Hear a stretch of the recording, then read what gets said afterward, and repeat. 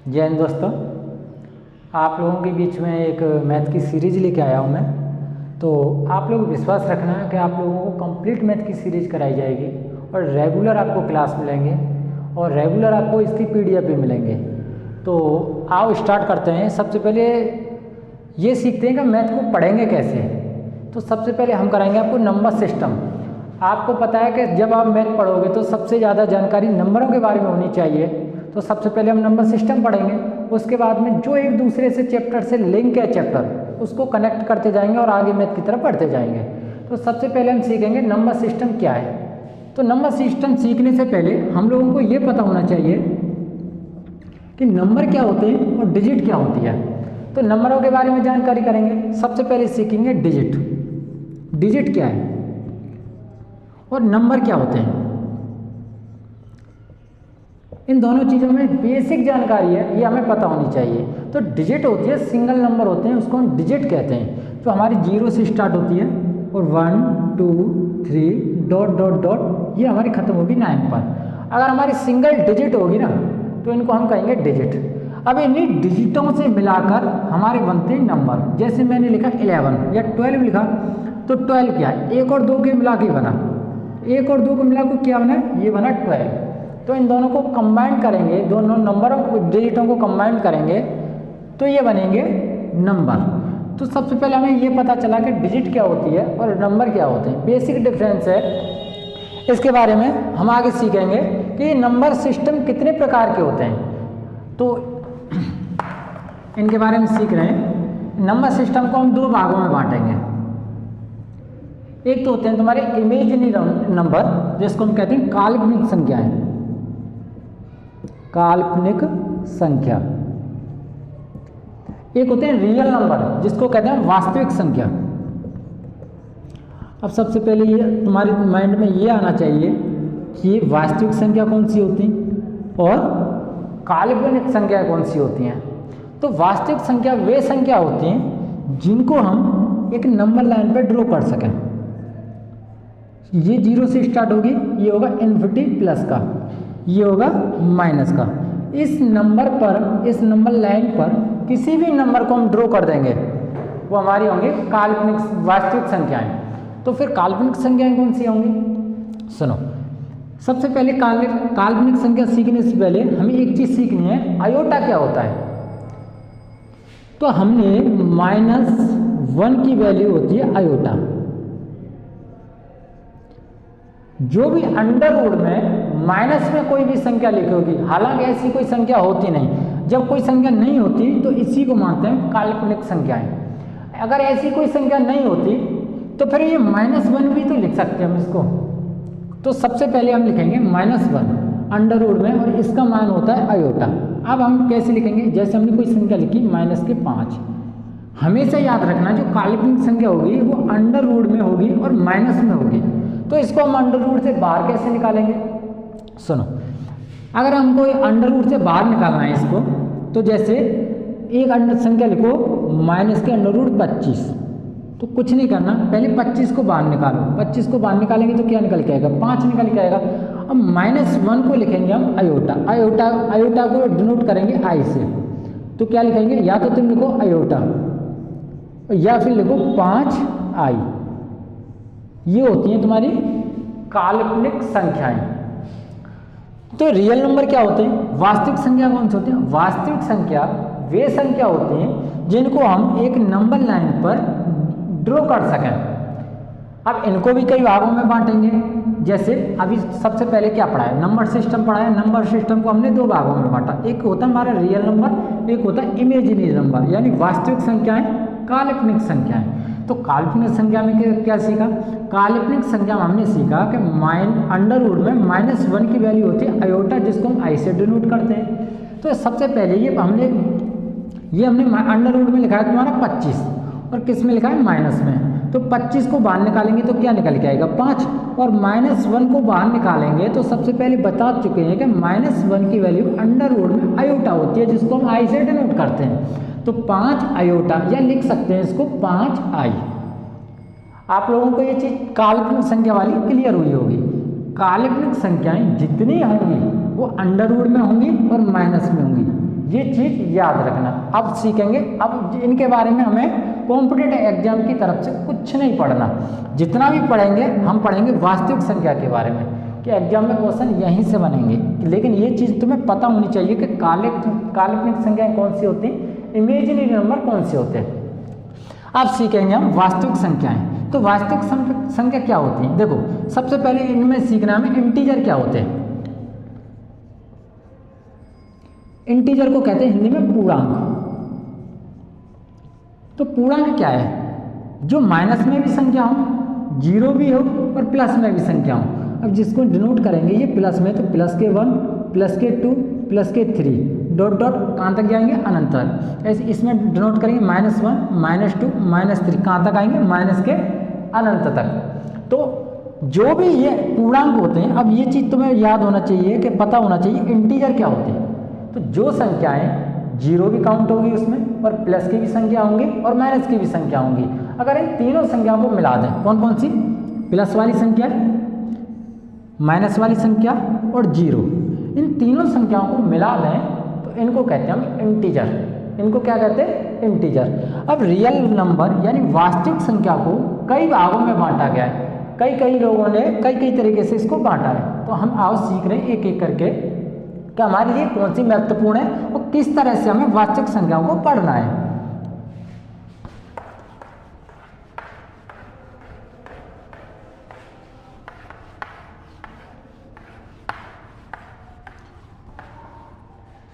तो हमने क्या पढ़ा?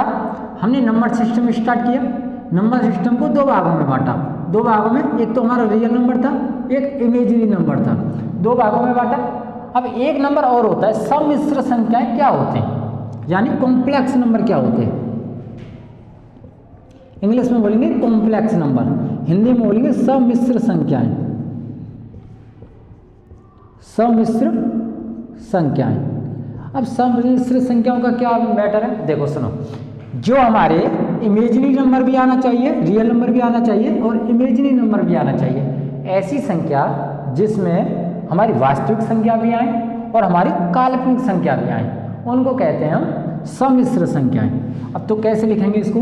सम्मिश्र संख्या बराबर क्या होगा? वास्तविक संख्या, वास्तविक प्लस काल्पनिक संख्या,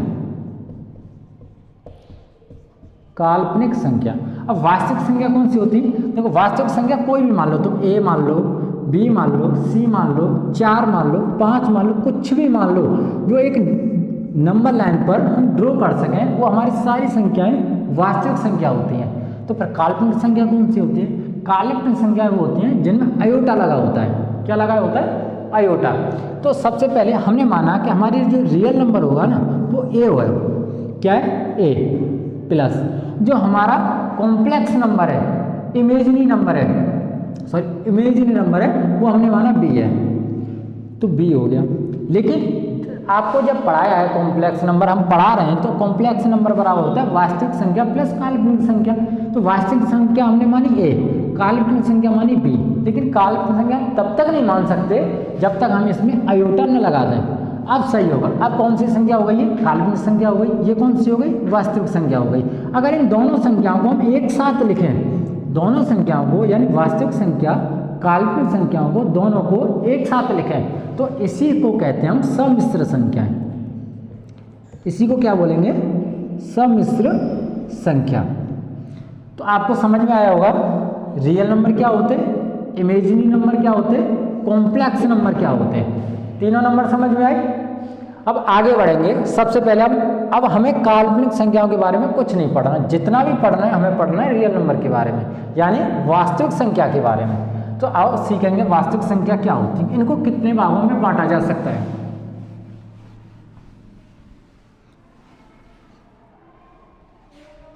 देखो, रियल नंबर को कितने भागों में बांटेंगे हम? रियल नंबर को बांटेंगे 3 भागों में, 1, 2 और 3। 3 भाग कौन से? सबसे पहले इनको लिखेंगे हम इंटीजर। इंटीजर को हिंदी में लिखेंगे पूर्णांक। दूसरा लिखेंगे भिन्न या दशमलव लिखेंगे। दूसरा लिख ले रहे हैं दशमलव या डेसिमल। तीसरा लिखेंगे फ्रैक्शन, और फ्रैक्शन को लिखेंगे हिंदी में भिन्न। अब सबसे पहले हम तुम्हें इंटीजर के बारे में बता चुके हैं। इंटीजर क्या होता है? जिसमें माइनस वाली भी संख्या आए, जीरो भी आए और प्लस वाली भी संख्या आए। इन तीनों संख्याओं को अगर मिला दें तो उनको बोलेंगे इंटीजर। अब हमें सीखना है दशमलव क्या होता है। हम दशमलव को भी अब 3 भागों में बांटेंगे। दशमलव के 3 भागों में कौन कौन से बांटेंगे? एक होगा तुम्हारा शांत दशमलव, एक होगा पूर्णावती दशमलव, एक होगा अपूर्णावती दशमलव। तो इनको दशमलव को कितने भागों में बांटा हमने? 3 भागों में। अब देखो कौन सा होगा? एक होगा शांत दशमलव, एक होगा पूर्णावती दशमलव, एक होगा अपूर्णावती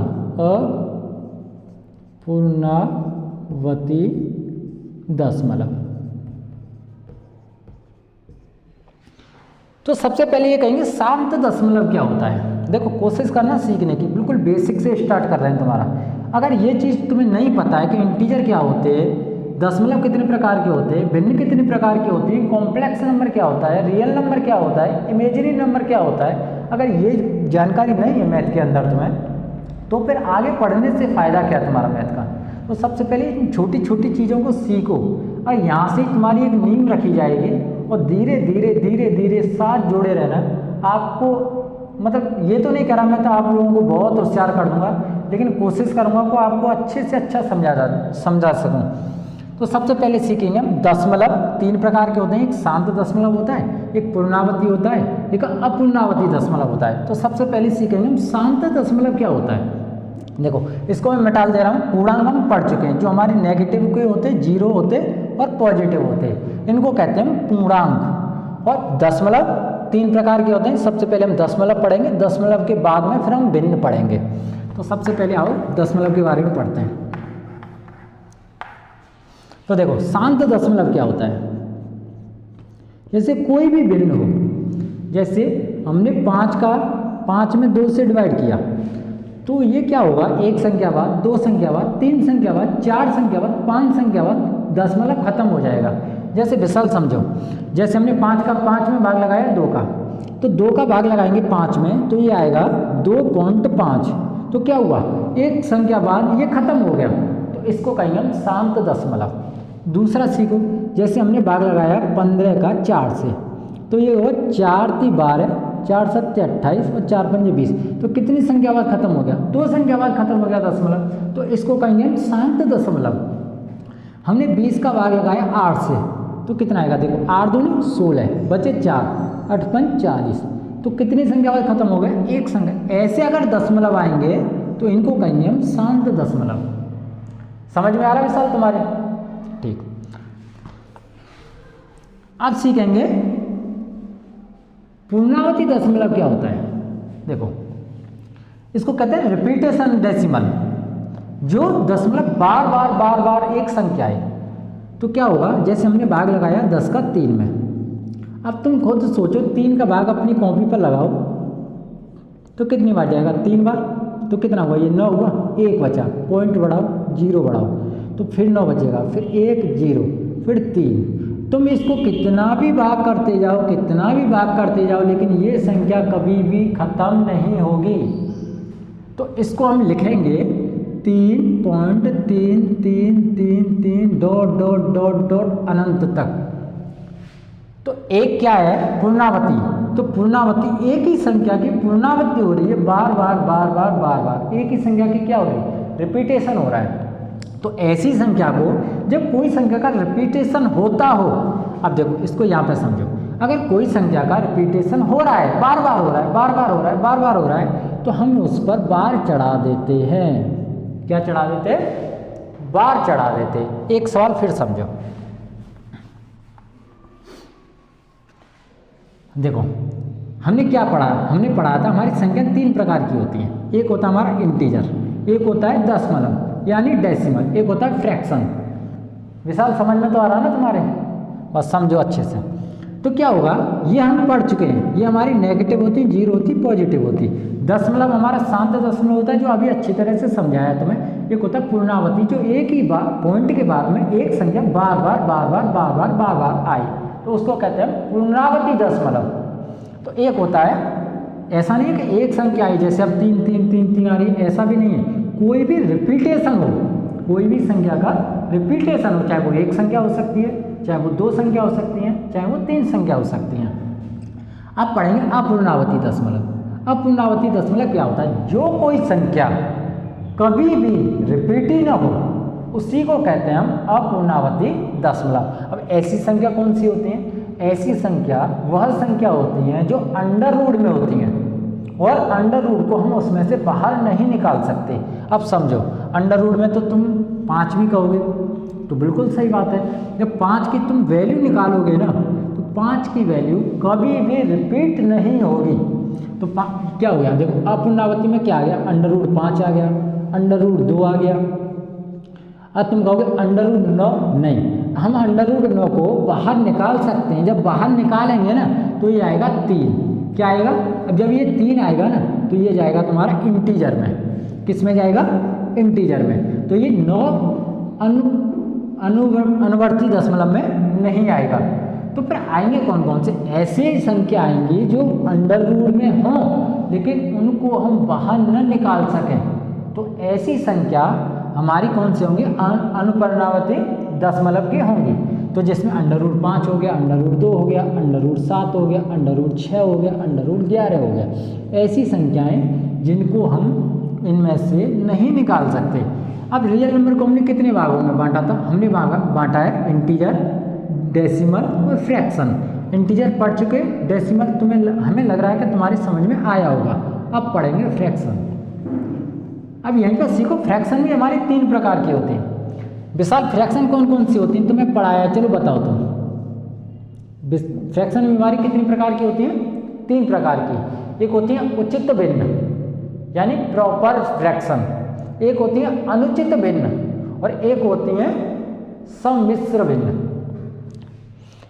तो कौन कौन सी बताएं तुम्हें? एक होती है उचित भिन्न, अब नाम से ही पता चलेगा, देखो उचित। एक होती है अनुचित।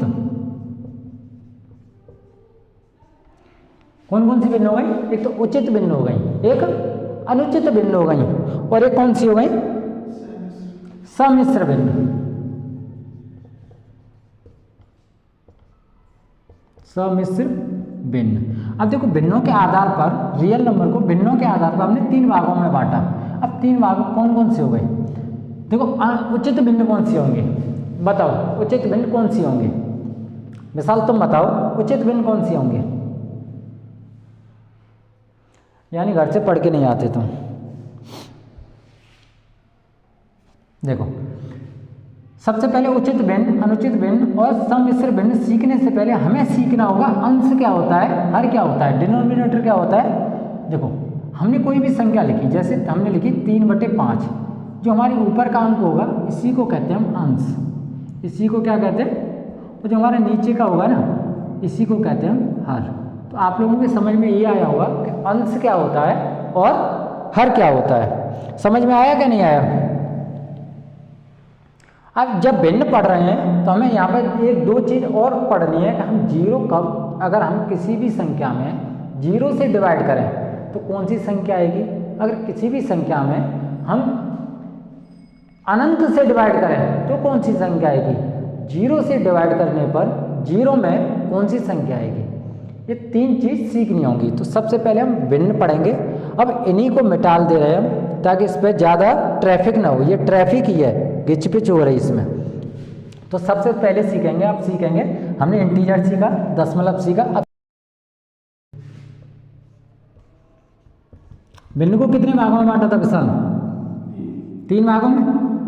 कौन कौन से थे? एक था उचित भिन्न, दूसरा था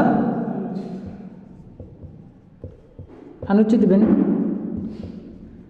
और तीसरा बताओ कौन सा था? कौन सा? देखो सबसे पहले सम्मिश्र।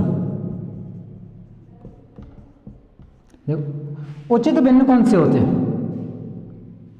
जिसमें हमने तुम्हें अभी बताया था, जैसे कोई संख्या लिखी थी 3/5 जिसमें अंश 3 हो और हर कितना है इसमें, यानी ऐसी भिन्न जिसमें अंश कम हो हर की अपेक्षा। अंश कैसा हो? कम हो हर की अपेक्षा। जैसे अंश कम हो हर ज़्यादा हो, अंश कम हो हर ज़्यादा हो, अंश कम हो और हर ज़्यादा हो। तो ऐसी भिन्नों को हम क्या कहते हैं? उचित भिन्न।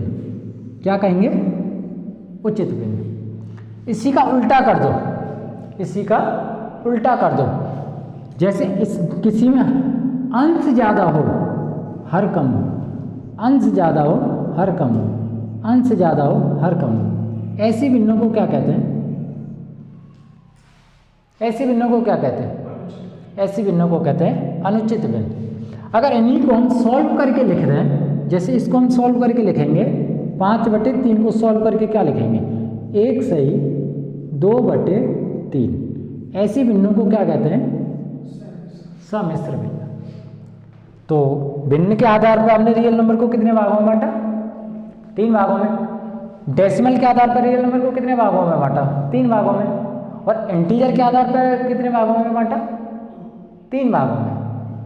3 भाग कौन कौन से थे? एक माइनस वाले थे, एक जीरो थी और एक प्लस वाले थे। ठीक। अब रियल नंबर देखो, यहाँ से एक चीज़ और सीखने को मिलेगी। अभी एक बार फिर से लिखता मैं। देखो, जो चीज़ तुम्हारे नोट करने लायक हो, एक कॉपी लो, आराम से नोट करो। एक चीज़ और सीखो, हमने रियल नंबर यानी वास्तविक संख्या को 3 भागों में बांटा था। 3 भाग कौन कौन से थे विशाल? बताओ। एक था इंटीजर, एक था डेसिमल और एक था फ्रैक्शन। ये 3 भाग थे। अब सोचो, हमने डेसिमल को कितने भागों में बांटा था? हमने डेसिमल को भी 3 भागों में बांटा था। एक था तुम्हारा शांत दशमलव, क्या था? एक था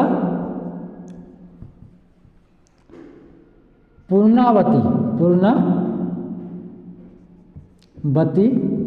पूर्णावती बार बार हो लेकिन अशांत हो। कैसा हो? अशांत हो। एक हो लेकिन रिपीटेशन हो लेकिन कहीं रुके नहीं, और एक रिपीटेशन ही ना हो फिर भी कहीं नहीं रुके, यानी अपूर्णावती अशांत। अपूर्णावती और अशांत। अब सोचो, इसमें कौन सी संख्या थी हमारी? इसमें वे संख्या थी जो हमारे अंडर रूट में थी।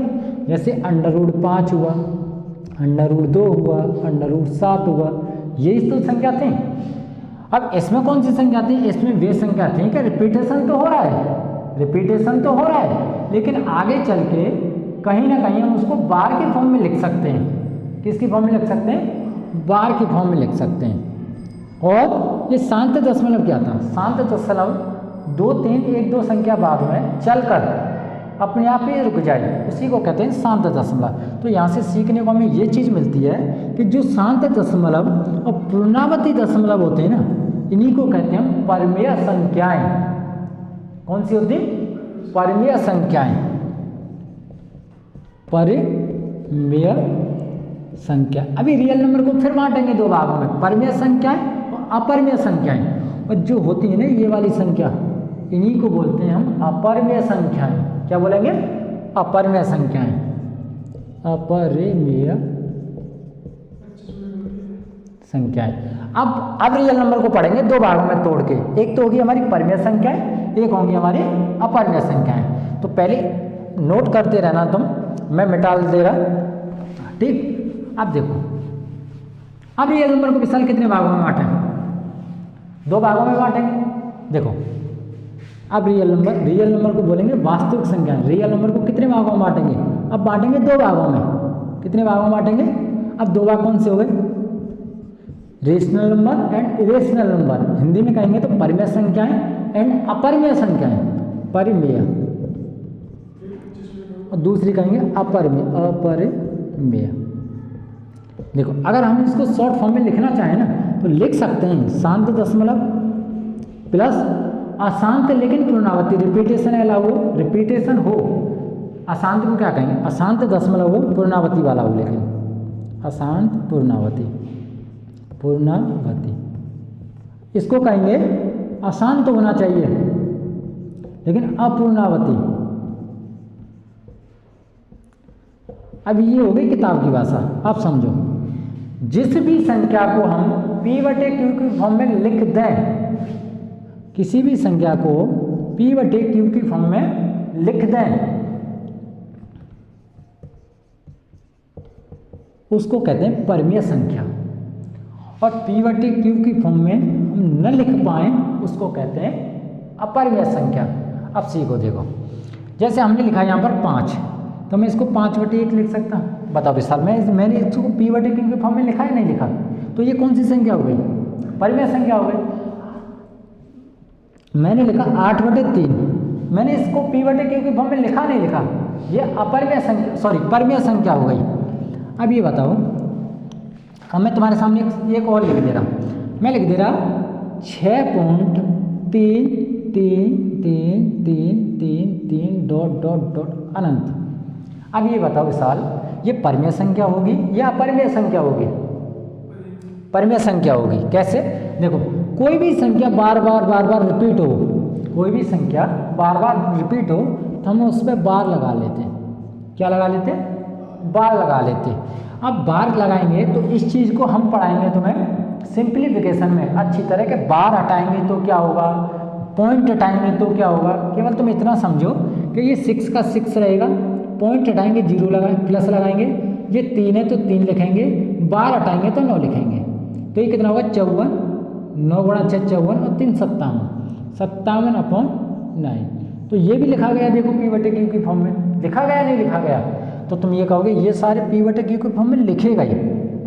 फिर अपरिमेय संख्या कौन सी होंगी? अपरिमेय संख्या वे होंगी जो हमारी अशांत और अपुनरावृत्ति वाली थी। जैसे √2 हुआ, √5 हुआ, √7 हुआ, √8 हुआ, √3 हुआ। ये सारी कैसी संख्याएं? हम इनको √ से बाहर निकाल सकते हैं विशाल? नहीं निकाल सकते। तो ये कैसी संख्याएं? अशांत है और अपुनरावृत्ति हैं। यही संख्या तो अपन, आई होप आप लोगों के समझ में आया होगा। अब इससे आगे का टॉपिक लेंगे कल। थोड़ा लाइट चली गई है, लाइट की भी दिक्कत है, तो आप लोगों को 25 से 30 मिनट के बीच में वीडियो मिला करेगी डेली, वो उसमें एक टॉपिक हुआ करेगा। विश्वास कीजिए, यहाँ पे टॉपिक कंप्लीट होने के बाद में आप किसी भी किताब से टॉपिक लगाइएगा, आपका क्वेश्चन नहीं छूटेगा। जय हिंद दोस्तों। वीडियो को शेयर कर देना और अपने अगर पसंद आई तो लाइक कर देना। जय हिंद।